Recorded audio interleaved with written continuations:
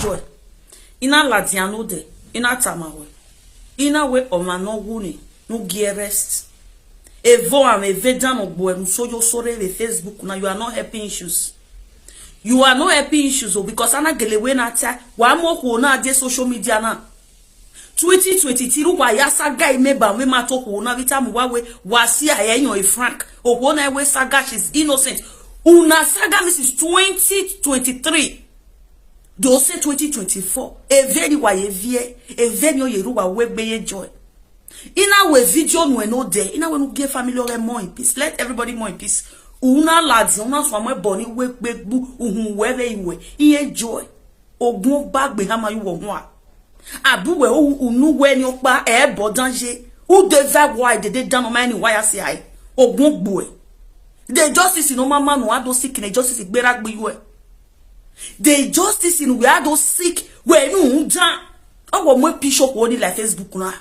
E wo mu je la Facebook na e juli ni rela e lon to gbina na ogun gbe iwe gbun wa ye joy uwe to wa abu we hi meve na wa native vabi wa o na we ve vani ru e dede no wa mo depress we a mo frustrate we Zaragoza ogun gbe iwe gbun we o hanu we so ani mesef o hanu e degbe gay I just tell you say could be the street media na why go shut up your mouth and get inside. A video we are saga later is all over the media and I'm bringing them out. Iyewa ezigbewe nagmoyaka wa money. Nagmoyaka wa money. A road that don't play. I'm in the best or the better position. Near display room where you play the life for holy. So you come in nuts. Do I evoke boy, evoke boy. Ogun buwe abi ogun bagbe hama yu ohun uwe de ye ko awe tanker driver abugbe o e video ni me unu we ni metie bonu anu fi agwagun ejede no wa na wa bulala wa de no adota yes for mi wa ni wini ko gbo e uwe vibe wa buwe ma even ko ya saga ye 2023 to 2024 e wo mo bi shoko ni like Facebook wa vosi ezo ni ma wa titi ogun gbera gbe ye joy ugbe to wu ona e before do doko ni na agwa ni bun because ya agwa gbon wa to lemu ya mo lati ya agwa gbon gbe so wa ya ti e la de gumeta man na ije na no ma park say we should not park your motor where inokeji we ogun gbera gbe we iye jo we to wu ekwe mu we unupo we je ebu we ado ade yo lere we Facebook o bi sapana wa de yo ohun this when you are who I did know all these years no one ya rekenje or matie bodoma mo bode no gbe oragun wo ga nya ye mate frank wa be frank in saga catch you look for what's the no na ya mu ye Kevin ya saga frank no tu wu be no tu wu na ipa gbo e nhudan e no so bo ma o ma se no so bo ma o e no so bo ma dia o no so bo ma wi ekwemu we ye ladun da make justice e justice of gbo ohun. The family ni concentrate. The new one in media. Let her rest. You are not doing her any good. A record you record the viole. A who do pay. Igba wene. First season wa video. First season wa milaki. Ogun boy ye joy. E de do le area to war. Who deva wabi ikpa boy.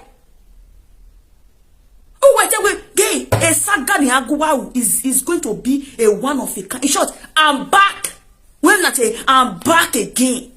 Ogun awon are le ruwa ike tebikere wa tulemu yati ike tebikere wa tulemu yati enu wa gbe wa gun bo mati amame no ti digu eleru ne wuwa wa mati minam anything no sum amu do how many years no woni ya re keni yo mamu ebode even wa ma even no ya sun even wa ma kele mataje wa na so ai wa we no ya mu ebo ni no woni mu ni o ha gwo wa e ma ya no wa we no ru dai ma bere aru dogio ma ya jui. Oh, that's not my doubt. I don't want you. Just shut up your mouth. But the best with me, not the best with me. I'm just trying to have my people back. Unwe days I am more.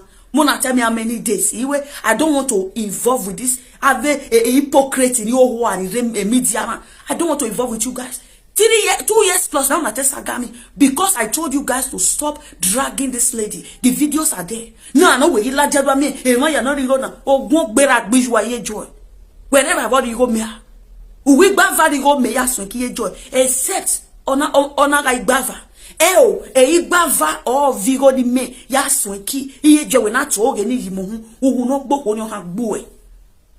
Any of you that in anything wana to oge your mohu except in wata wa mata ona ga oge uhu no gboko ni o kan agbeluwa uwa swa uwa mislead ohuni uwa saga to the extent you people keja wana iswaru mote wana rumote gese ma ya ni wi obone ni we genuine good ni ogun gbeluwa uwa tu wa gun tagun wa e ba saga so ye joy wa amwegbe. But for now let me tell you baby ni gwe grandma eni okoni lao I don't want to drag her. I want the family to more in peace. When ro ya amwegbe reme gbe mo pa ni agbo e.